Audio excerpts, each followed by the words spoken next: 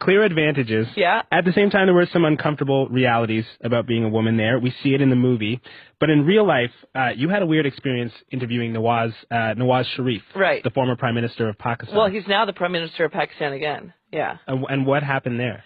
Well, we had first met in person after Benazir Bhutto was killed, which was obviously a horrible time in the country. And we met, we had sort of a funny conversation, you know, where I was supposed to get, I think, 15 or 20 minutes with him, and he kept asking me to ask more questions. And so at this point, you know, I'm through all my main questions, and I'm just repeating myself. But, you know, we had like a rapport, and it's always nice as a journalist when you find somebody who's willing to talk to you and answer your questions, who's obviously in a position of power, and he's the head of the opposition. He's also funny, you know, and so we would joke around together.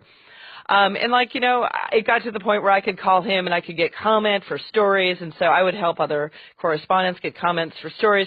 And then at a certain point he asked me, you know, it's like we were alone in a room and I was interviewing him, and it was strange because, you know, normally we had other people with us, and he asked me if I had a friend. I think that was in August of 2008. If you had a friend. If I had a friend. You know, do you have a friend, Kim? And I said, yeah, I have a lot of friends. You know, what are we talking about here? And so then he pushes, and I go, oh, do you mean like a friend, a special? I mean, the way they use friend over there, and they play with this in the movie, I'm like, what are we talking about here? You know, and it turns out he wanted to know if I had a boyfriend, and I said, you know, I had one, and I just, you know, we just broke up. I'm kind of thinking, like, where's this going? And he says, well, you know, I would like to help you find a friend. And so then he's offering to set me up, and he asked me for my criteria, and I said, you know, somebody tall, somebody smart, and somebody funny. And so he went through those criteria, clarifying them, and he said, like, he would look, but admitted that tall was very difficult in a country like Pakistan because it is a short people, and I'm 5'10". So, you know, and then it was just sort of a joke, and I ran this past other Pakistani friends, and they said, oh, he's just acting like your Punjabi uncle.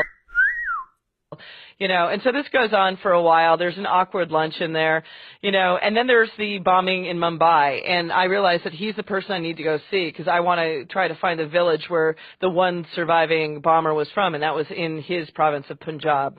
So I went to go see him for what turned out to be the last time. And he had joked about, like, saying he wanted to buy me a phone. I thought he was joking. He wanted to buy me a phone so that we could talk without the ISI listening to us, which is a, you know, spy agency in Pakistan.